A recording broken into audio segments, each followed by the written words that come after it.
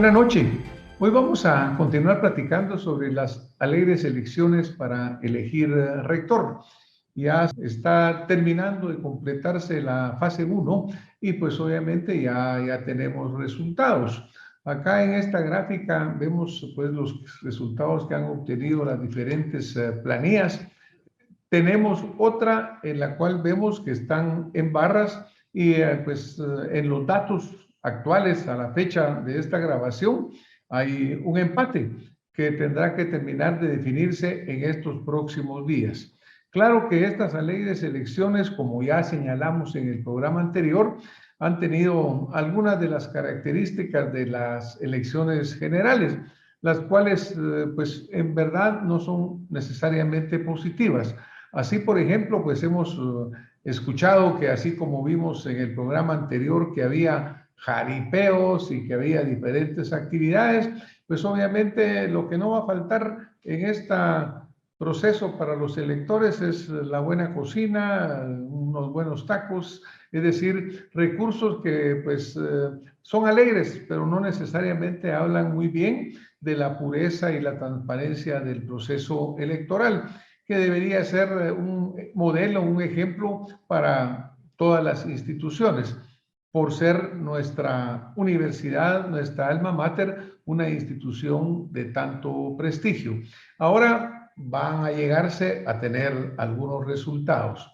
¿Estos resultados irán a ser los resultados deseados o no irán a ser los resultados deseados?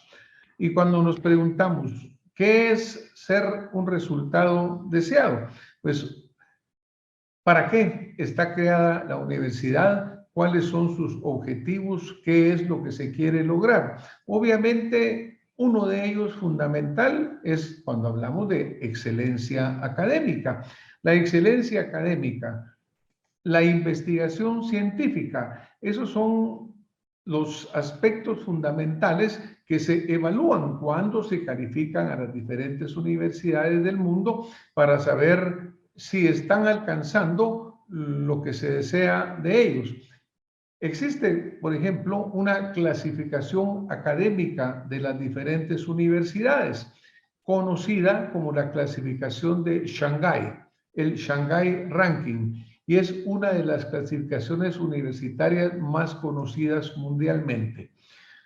Curiosamente, está preparada por especialistas de la Universidad Yao Tong de Shanghái, China, y lo hacen para valorar la calidad de las 1000 mejores universidades del mundo. Uno se pregunta, ¿y por qué los señores en la China están evaluando esto? Y me pareció interesante el encontrar que su misión es utilizar criterios cuantificables para proporcionar un punto de referencia mundial frente a las distintas universidades de la China, por lo que podrán ellas evaluar sus progresos. El objetivo es para las universidades chinas ponerse al día en la investigación dura. Interesante, porque estamos hablando de competitividad. No lo están haciendo por hobby, no lo están haciendo por placer, sino que realmente lo están haciendo para medirse ellos cómo están comparados con el resto del mundo. Las universidades, ¿cómo las califican? ¿Qué toman en cuenta para medirlas? Bueno, primero, que tengan galardonados por el premio Nobel o la medalla Fields de la ciencia, ya sea formados dentro de la universidad con una ponderación de 10% o trabajando en las mismas con una ponderación del 20%. Obviamente, el número de investigadores altamente citados en las 21 temas generales y el número de artículos publicados en revistas científicas de alto nivel, como por ejemplo Science y Nature. Eso también tiene una ponderación. Y luego el número de trabajos académicos registrados en los índices del Science Citation Index y el Social Science Citation Index. Tiene una evaluación.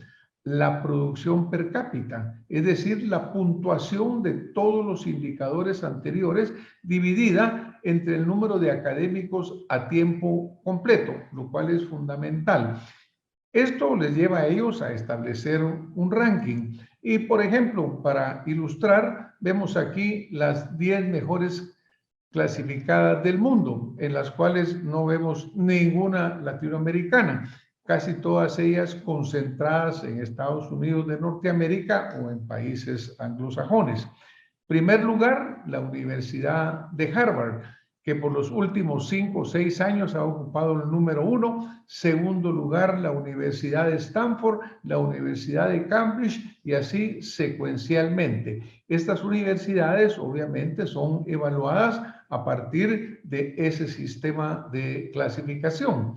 Pero veamos, ¿y qué pasa para nosotros en Latinoamérica? Acá tenemos una tabla en la cual encontramos para el año 2022 y encontramos que la Pontificia Universidad Católica de Chile fue nombrada la mejor universidad de Latinoamérica por 4º año consecutivo. Y luego, en secuencia, encontramos en el segundo lugar la Universidad de Sao Paulo, Brasil. Tercero, la Universidad de Chile. Cuarto, Tecnológico de Monterrey. La Universidad de los Andes en Colombia. La UNAM de México. El séptimo, la Universidad de Campiñas en Brasil. Octavo, la Universidad de Buenos Aires. Noveno, la Universidad Federal de Río de Janeiro. Décimo, la Universidad Nacional de Colombia. En los siguientes 10 encontramos la Universidad de Concepción en Chile, la Universidad UNESP en Brasil, Pontificia Universidad Católica del Perú, Universidad de Antioquia, Universidad de Santiago de Chile, Universidad Federal de Minas Gerais e interesantemente en el lugar 20º de esta clasificación, la Universidad de Costa Rica.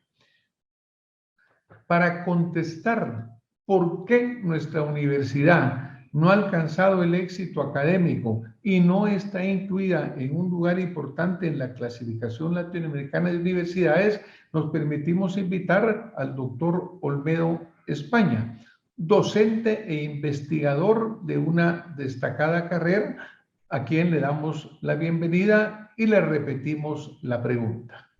Doctor España, ¿por qué nuestra universidad no ha alcanzado el éxito académico deseado? Medido porque no está incluida en un lugar importante en las diferentes clasificaciones que existen para las universidades. A tu pregunta tan precisa. En este libro que escribí y que publiqué hace algún tiempo, tengo el siguiente dato muy preciso. Dice, hay 86 universidades que merecen tal calificación empleando un criterio nada exigente, cual es haber publicado más de 3.000 artículos científicos durante el último lustro. Existe un segundo grupo, 92 universidades, que denominamos universidades con investigación, que durante el mismo periodo produjo en promedio de 200 a 600 trabajos científicos por año. Luego hay un tercer grupo, algo más numeroso, compuesto por 178 universidades que llamamos universidades emergentes, las cuales registran durante el periodo de análisis entre 250 y 997 documentos científicos. Esto es de 50 a 200 por año. Este es un dato que da un investigador sudamericano respecto a las universidades de América Latina. Habrá que examinar, en el caso de la Universidad de San Carlos, si se acerca a estos estándares que se dan a nivel del subcontinente latinoamericano. Otro aspecto. El otro aspecto es la autoevaluación y la evaluación y la acreditación internacional. Resulta ser que la Universidad de San Carlos escasamente tiene aproximadamente entre 5 y 7 carreras universitarias de más de 200 carreras que tiene acreditadas internacionalmente. Por otro lado, tampoco la universidad como institución, como un todo, tampoco está acreditada internacionalmente a partir de los estándares que colocan una institución francesa para medir esa acreditación internacional. Esto te indica que de acuerdo a las mediciones objetivas a nivel internacional, creo que la Universidad de San Carlos nos está debiendo la acreditación, la autoevaluación, la evaluación y la acreditación internacional. La tienen 2 carreras de ingeniería, 2 carreras de la Facultad de Agronomía, la Facultad de Arquitectura y me parece que la Facultad de Medicina. Pero recordad que San Carlos solamente tiene 10 facultades. ¿Cuántas carreras hay? Hay escuelas no facultativas, otro montón de carreras. Y están todos los centros universitarios que tienen una gran cantidad de carreras. Entonces, los estándares para medir la acreditación significa profesores con posgrado, profesores con producción intelectual, entorno natural y alcances de los aprendizajes de los estudiantes en las diferentes competencias profesionales que se requieren. O sea, la acreditación internacional es muy exigente. Y por eso es que nuestra universidad ha quedado rezagado en los rankings a nivel internacional. Habiendo escuchado la respuesta del doctor Olmedo España, nos surge otro tema importante. El deterioro del Estado se agudiza en una forma generalizada. La corrupción está presente como hilo que atraviesa todas las instituciones. Las instituciones nacionales han perdido credibilidad. El sistema de justicia ha perdido en el orden de la ética y en su propio concepto de justicia. El poder legislativo, infiltrado por la corrupción, sirve a intereses políticos electoreros, sin asumir su responsabilidad de legislar por el pueblo. En esta situación, la universidad se convierte en la brújula que debe alumbrar el camino de la prudencia en una sociedad en la cual las turbulencias sociales, económicas y políticas sacuden dramáticamente la vida ciudadana. Con sus múltiples representaciones, debemos de esperar que nuestra universidad, como establecido por la ley y siendo el espíritu de los constituyentes, sea la reserva moral de la sociedad y oriente con la lucidez del conocimiento y principios éticos el camino hacia una mejor sociedad. Reserva moral es fácil de decirlo, pero pues acá le vamos a hacer de nuevo la pregunta a nuestro invitado. Doctor Olmedo España, ¿está cumpliendo la universidad con ser la reserva moral dentro de las instituciones del Estado en la cual la ley le asigna representaciones? El concepto de reserva moral es un concepto que viene abordándose desde algún momento. Arranca de otro concepto mucho más grande de un filósofo alemán. Dice que la universidad es la conciencia lúcida de la sociedad.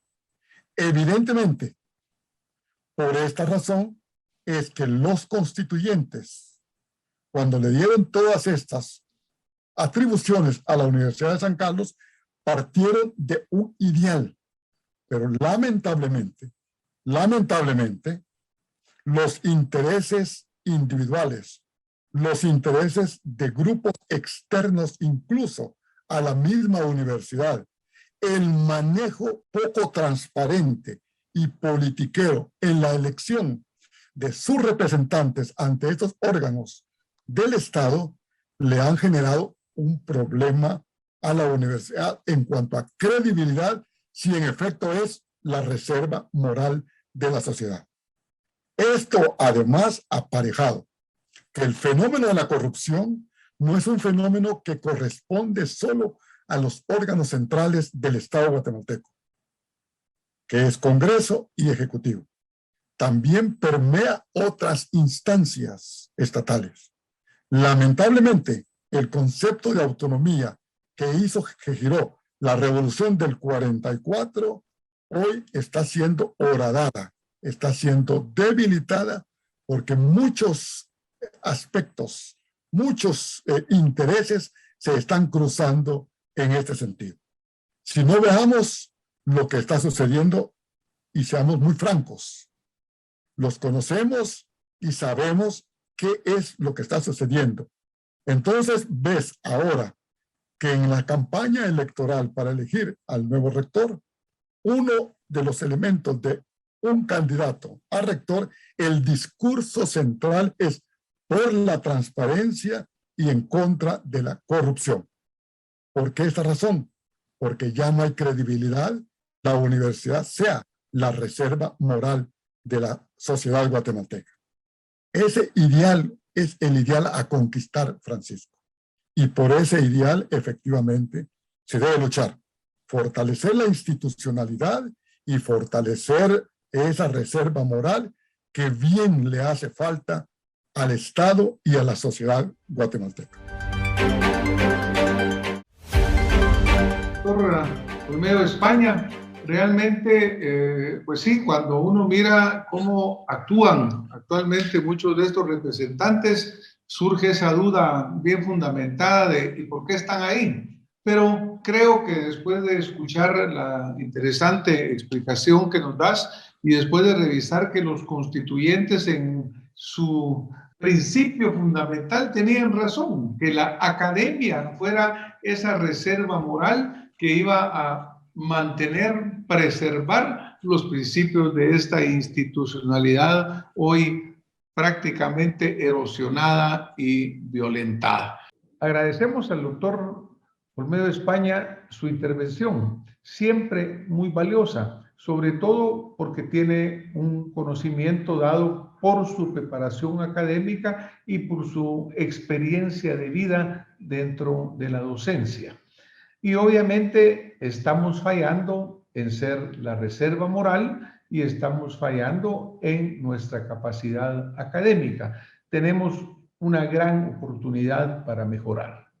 Pero también tenemos que reencontrar el camino, porque en una publicación reciente el doctor España también mencionaba el hecho que, con el debido respeto a los señores que están de candidatos para la posición de la rectoría, realmente ninguno de ellos tiene una carrera académica que verdaderamente nos recuerde o nos permita visualizar que está buscando regresar a esa altura académica que una vez tuvo nuestra universidad. Cuando hablábamos en el programa anterior del primer rector electo, en esta forma democrática, pues hablamos de un personaje en la vida nacional como era el doctor Carlos Martínez Durán. Con el transcurso del tiempo, la posición de la rectoría se ha politizado, se ha perdido el rumbo, se ha perdido el camino. El llamado fundamental debe ser a regresar a ser la reserva moral que cuando un representante de la Universidad de San Carlos en las instituciones en las cuales participe vea algo que está lejos de servir bien al pueblo o que sea cobijo para la corrupción, lo señale, lo denuncie, lo rechace con fuerza y no que vaya a plegarse con todo lo que ahí se está realizando. Y por otro lado, tenemos que regresar verdaderamente al objetivo fundamental de la universidad nuestra y de las universidades del mundo. Ya lo dice, id y enseñad a todos sin discriminación y con calidad. Y para eso se requiere pues que tengamos excelencia académica. Me quiero referir a un discurso del presidente Óscar Arias que pronunció en la Cumbre de las Américas en Trinidad y Tobago el 18 de abril del 2009. Y es interesante porque él ahí decía, no podemos olvidar que América Latina tuvo universidades antes que Estados Unidos creara Harvard y William and Mary, que son las primeras universidades de ese país. No podemos olvidar que en este continente, como en el mundo entero, por lo menos hasta 1750, todos los americanos éramos más o menos iguales. Palabras del señor presidente Oscar Arias. Incluso en una plática por fuera del discurso, él mencionaba, mire, cuando Harvard eran potreros, ya existía nuestra Universidad de San Marcos en el Perú, la Universidad de Santo Tomás de Aquino en República Dominicana, incluso la Universidad Nacional de México. Es decir, ya teníamos una tradición. ¿En dónde entonces se perdió el hecho de que no estamos en esos primeros lugares del ranking mundial? ¿Será por aspectos económicos? Eso es lo más sencillo de pensar. Eso es lo más sencillo de usar como una excusa. Pero personalmente creo, después de hablar también con distinguidos académicos con los cuales he platicado este tema, todos coincidimos que la politización que se ha infiltrado en nuestra universidad es lo que realmente la ha apartado de su objetivo. Por lo tanto, debemos de retornar a lo más importante, que es la excelencia académica, la excelencia en lo que hacemos. Apoyar la investigación, desarrollar los doctorados internos e incluso que vengan de afuera a enriquecer los claustros universitarios. No podemos nosotros vivir del pasado, que nuestras universidades son más antiguas, claro, pero se quedaron atrás. 85 años antes de la existencia de Harvard, esa prestigiosa universidad privada de Estados Unidos de Norteamérica, ya existían las universidades en América Latina. Incluso la Universidad de San Carlos de Guatemala, nuestra alma mater orgullosamente, pues tiene una tradición tricentenaria. Así que, bueno, ya que estamos todavía en un proceso de elección universitaria, aprovecho para agradecer al doctor Olmedo España por su contribución y hacer un llamado a la comunidad universitaria de Guatemala. Con el mayor respeto para cada una de las personas que están postuladas para ocupar la rectoría, pero realmente seamos selectivos en buscar a quién vamos a elegir como rector. No nos dejemos llevar por el que más música ofrece, por el mejor jaripeo, por la mejor comida. Pensemos que nuestra universidad debe de ser verdaderamente, y lo es, la reserva moral, y debe de ser verdaderamente la cuna de los profesionales a través de quienes, con su dedicación, con su capacidad y con su compromiso por Guatemala, tengamos un país diferente. Muchas gracias, feliz noche y nos vemos la próxima semana con más acción positiva.